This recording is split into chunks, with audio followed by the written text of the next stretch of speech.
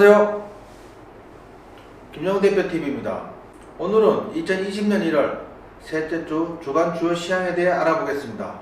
자세히 알아보기 앞서 좋아요, 구독, 알람 눌러주시고 궁금하신 내용 있으시면 질문 또한 격려와 응원 메시지 댓글에 남겨주시면 감사하겠습니다.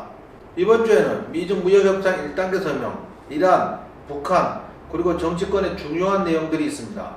하나씩 자세히 살펴보겠습니다. 1월 15일 예정되어 있는 미중 무역협상 1단계 서명이 다소 늦어질 수 있다고 합니다.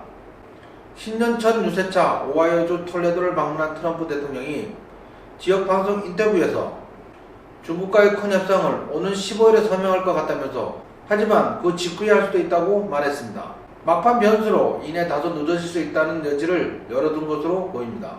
이라크가 미국의 이란의 미국 기지 공격에 관한 사전 경고를 전달했고 미국 백악관은 이라크의 공격 3시간 전에 대체 개의를 했다는 등의 외신 보도가 나왔는데 따라서 이란의 미사일 공격에도 미국의 사상자는 없었습니다. 이라크 총리실은 이날 이란 수비혁명대가 이라크 주둔 미군 기지를 미사일로 공격하기 직전 아델라트 마우디 이라크 총리에게 계획을 간략하게 정하로 통보했다고 밝혔습니다. 뭔 짓들을 하는지 덕분에 우리는 지옥을 다녀왔습니다.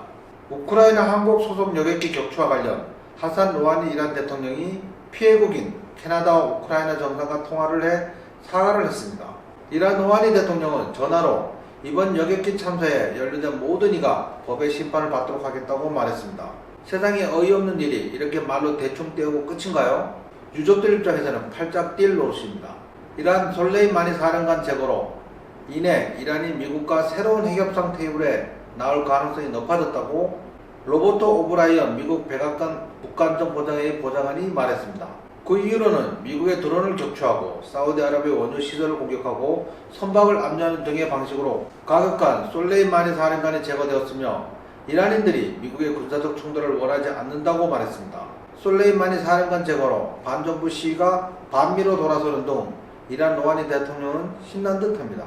북한이 11일 김계관 외교성 고문의 담화를 통해 트럼프 대통령이 지난 8일 38살 생일을 맞은 김정은 위원장에 보낸 친서를 북미 간 특별한 연락 통로를 통해 받았다고 밝혔습니다. 김계관 고문은 북한을 1년 반 동안 북미 협상 테이블에서 쏘갔고 다시는 속지 않을 것이라며 지난해 2월 베트남에서 열렸던 일부 대북 제재와 핵시설을 통째로 바꾸는 시기의 협상은 다시는 없을 것이라고 단언했습니다. 북미 사이에 대화가 성립하려면 북한이 제시한 요구사항들을 미국이 전적으로 수긍하는 조건이 조성돼야 한다고 못 박았습니다. 미북회담은 한동안 표류할 듯합니다. 중간에서 트럼프 친서를 들고 김정은 방안을 추진한 정부는 멋쓰게졌습니다. 이낙연 총리는 내일 1월 13일 정세균 총리 후보 임명 동의안이 처리되면 곧바로 사퇴하여 공동선대위원장 자격으로 당에 복귀할 듯합니다. 또한 종로 출마 가능성이 유력합니다. 따라서 다음주 이낙연 관련주 관심있게 지켜봐야 할 듯합니다.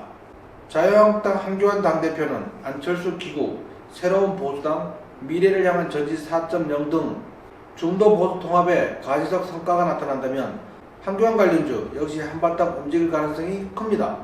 최근 안철수 귀국 소식에 안철수 관련주 급등하였습니다. 안철수가 설 전에 귀국할 것으로 예상되면서 이미 급등하여 추경 매선이 위험할 수 있습니다. 특히 귀국하면 추가 상승 가능성보다는 오히려 급락할 가능성이 매우 크니 주의하시기 바랍니다. 이상 1월 셋째 주 주간 주요 시황을 마치겠습니다. 김영훈 대표는 항상 여러분들의 성공 투자를 기원합니다. 감사합니다.